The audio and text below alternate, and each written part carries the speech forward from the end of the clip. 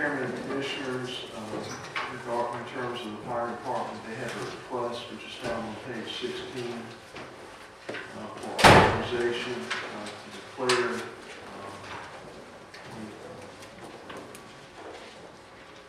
boat motor surplus and to allow it to be traded in for a new motor. This particular boat is used for rescue operations. It's also used for emergency management.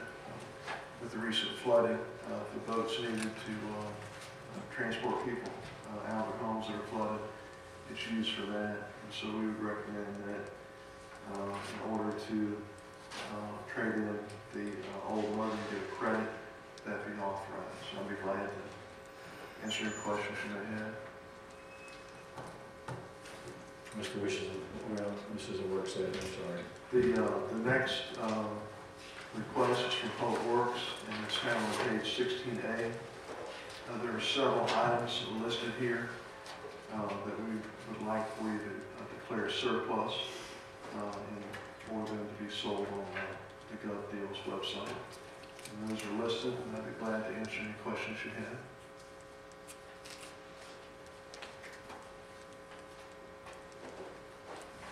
We got 2 track excavators. Yeah, that we have now is 1 track excavator and 1 rubber tire excavator. One of them excavators, the track excavator that we're replacing with one or so. Oh, we replaced 1. So we Yes. do have 2 if we want to get rid of 1. Well, we're replacing a track excavator with another track excavator, but we also have a rubber tire excavator. Yeah, there's 2 excavators that we have. 2 track excavators. If you're selling 1 for surplus, you got to have 2 out there besides the rubber tire one. That's what I'm asking. Yeah, but one of them is being sold. So when we get through selling that, we'll have 1 track excavator. But now you have 2. That's all. I think y'all are saying the same thing. Yeah. Yeah. I just said we want to come up next year, we want to buy another one. That's what my plan. Yes, sir. That's the year after next.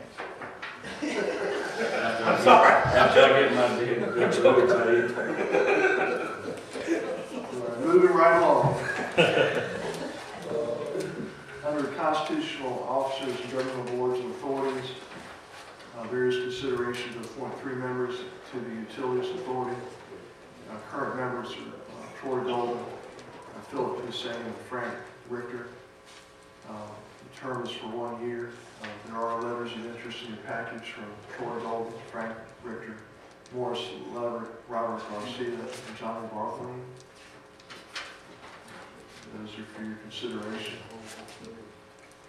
There are also is consideration to appoint 1 member to the Lee County Health Board. It's a 6-year term, and there's a letter of interest from John Jones in your package. Under County Administrator's Matters, there's a consideration to approve an agreement with the Association of County Commissioners of Georgia for inmate medical care. Essentially, this is a discount program, and Blue Cross Blue Shield serves as the administrator of it.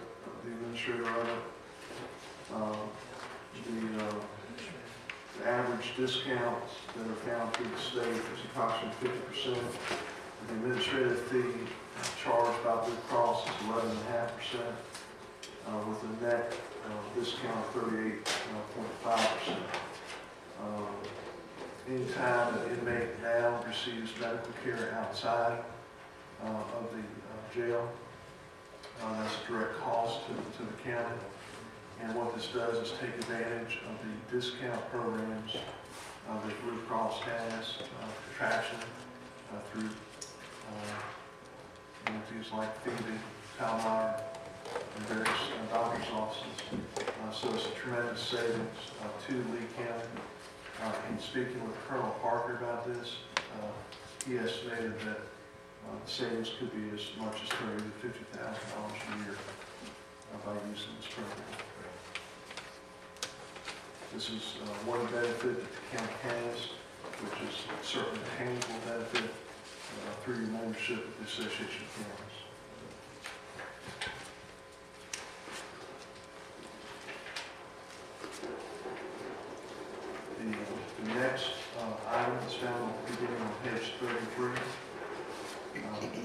last several years, TTL has provided engineering services for the old county landfill through methane monitoring, and also groundwater monitoring. And the proposal that's before you for consideration is a continuation of those services. These funds are budgeted year to year, and the current agreement expired, and this will just continue that relationship with TTNL for the service.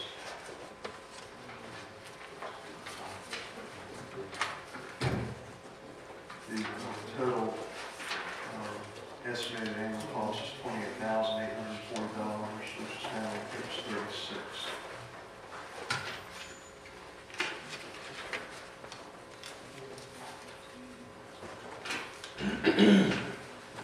Are there any questions regarding the agreement?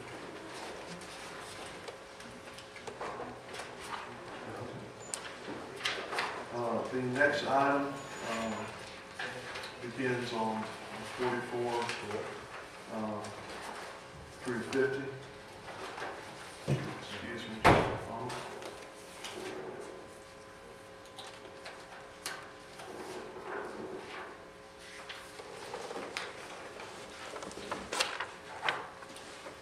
This is a little bit more complicated in nature.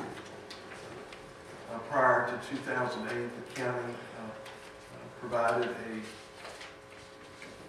defined contribution retirement program for county employees. Employees were 50% vested after 5 years and 100% vested after 10 years. If an employee left before the time they were 100% vested or 50% vested, whatever the case may be, those funds, if it was before their 5-year anniversary date, all the funds that the county contributed on that employee's behalf were placed in what's called a forfeiture account. Okay, and then for those employees who left 5 to 10 years of service, 50% of those funds that were allocated on their behalf were placed in a forfeiture account. In January 2008, we changed from a defined contribution plan to a defined benefit plan. In the forfeiture account, there's over $200,000. Okay? I think rather than to leave that money there forever, a decision needs to be made on what to do with it. And on page 45, there's a email memorandum, if you will, from Cheryl Dallas, who's with GetCorp, on what the money can be used for. My initial request was how can we use this money to make the allocation to the defined benefit plan this year. They had their attorneys look into it. Basically, IRS rules will not allow that. There's not many ways that, in which those forfeiture funds can be used. One way they can be used is for those employees who are here as of January 1st, 2008, really December 31st, 2007, on a percentage basis, those funds can be allocated to their defined contribution account. Each of those employees, the money's been set aside, and one benefit to that is they can use those funds to buy back years of service into the defined benefit plan.